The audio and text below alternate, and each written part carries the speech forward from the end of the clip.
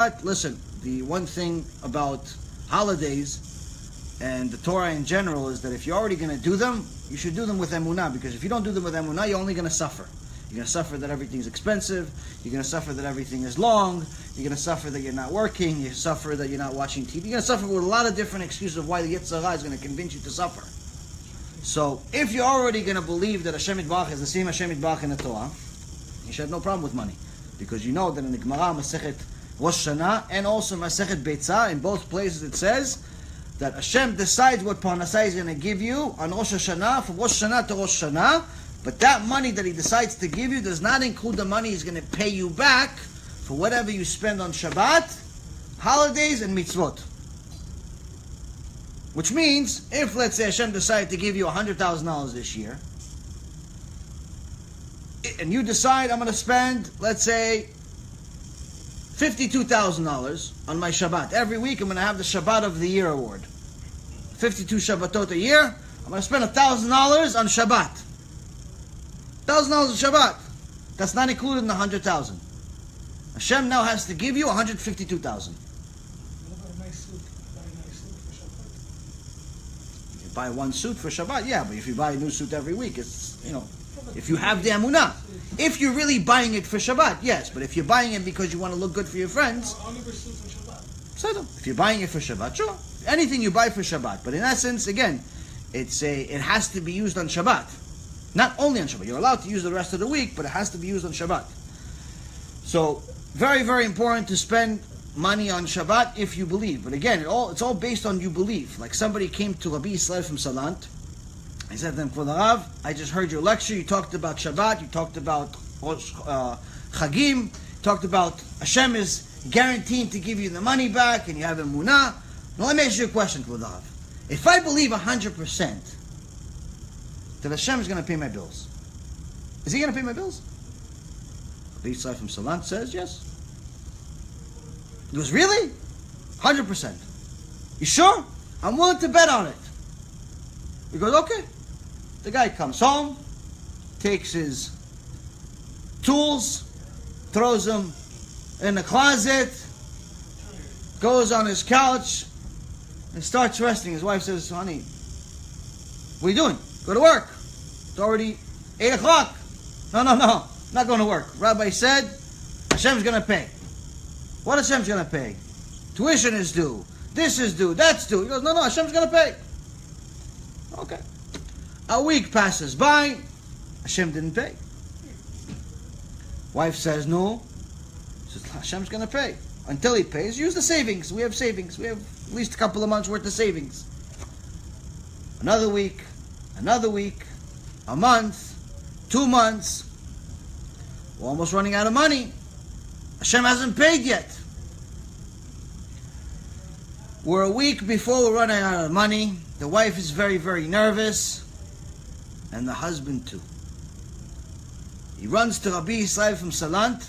He says, Kvod Harav, I'm in serious trouble here. You told me that Hashem's willing to pay my expenses. I've been sitting in my house for 2 months, waiting for Him to pay. He hasn't paid. No. Rabbi Yisrael says, no, but He's going to pay. Maybe He's going to pay on the last day, but He's definitely going to pay. I'm willing to bet on it. Because why are you willing to bet on it? Because I'm willing to bet on it. Go, if you want, go buy a lotto ticket. I'll pay you the reward already. The guy goes, buys a lotto ticket. $1 million reward. He comes to Rabbi Yisrael, says, that's how He's going to pay? He's like, I'm willing to pay you the reward for this lotto ticket if you want. But since you haven't gotten the reward, I'll give you half. I'll give you $500,000. I'll give you $500,000. When you get the $1 million, you can pay me back. The guy says, okay. Rabbi Yisrael says, go back to work. Because why? If you really believed He's going to pay you the $1 million, you wouldn't sell it for $500,000. Understand? If you really believe that Hashem is going to pay, why are you coming to me, B'chal? If you really believe that Hashem is going to pay for your Shabbat, why are you looking at how much the apple costs? Why are you looking at whether it's Coca-Cola or it's RC Cola? Which one is cheaper? Why are you looking if it's on sale or not? What difference does it make? If you really believe Hashem is going to pay, what difference does it matter? How much it cost, how much this, how much that, if you really believe. If you don't believe, don't try this at home. But the most important part is, Achim Yekarim, make sure that when you arrive at the holiday, don't look at the receipts. It's always expensive. Enjoy the holiday. It's the beginning of the purpose of creation. I've heard enough. New arrival screams echoing through the hallway to know that this ain't good. Once they pass them through the infierno, they don't come back. It's enough to make you go crazy. Do not think we fear you, Spirit.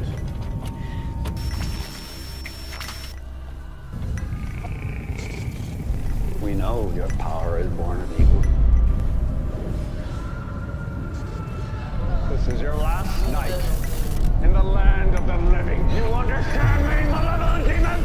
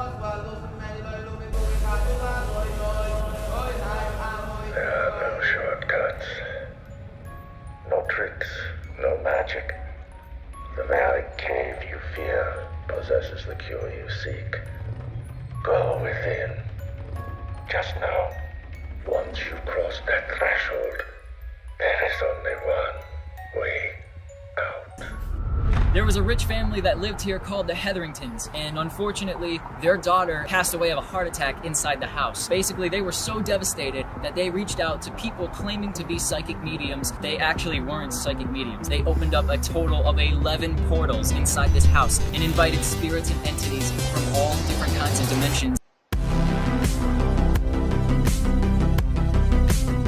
Well, I think there are certain pieces of evidence that there is an afterlife. Resurrection of the dead is affirmed pretty clearly in the Talmud and the Midrash. To be honest with you, to give this lecture is a nightmare. If it was up to me, I wouldn't do it. There's going to be some graphic details. This place is a maze. The person after death went to a place called Sheol. This is by far the largest near-death experience study that has ever been conducted. People go to a place and they experience weird things. And sometimes they actually will see a character of some type. Well, where did that come from?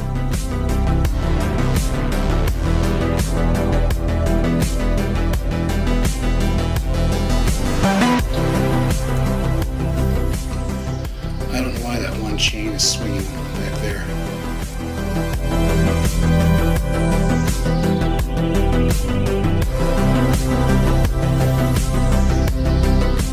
They may describe feeling profoundly peaceful, seeing a bright, warm, welcoming light. Some people describe watching doctors and nurses working on them with incredible accuracy. Next thing I knew, I was above my body watching the operation. How long did you feel like you were gone? I went to a place of timelessness. And so what that means, it could have been a second, could have been 5 minutes. I don't know.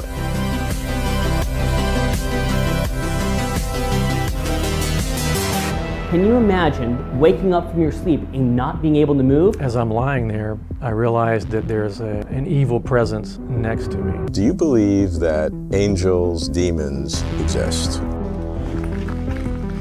Holy shit, dude, get out of here! Oh my god, dude! Strange things keep happening. Bizarre nightmares, as if I'm on fire.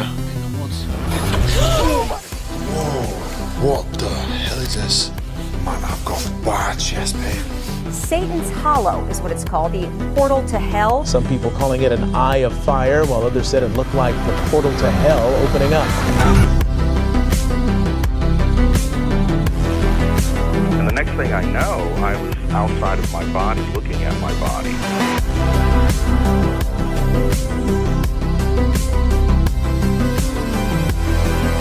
What I'm going to do is called claromancy, the art of throwing lots or throwing bones. 2,000 years of experience, passed down, recorded, of how demons work. God has them all on a leash, and he lets the leash go enough to let them tempt us, because that's what makes us spiritually stronger.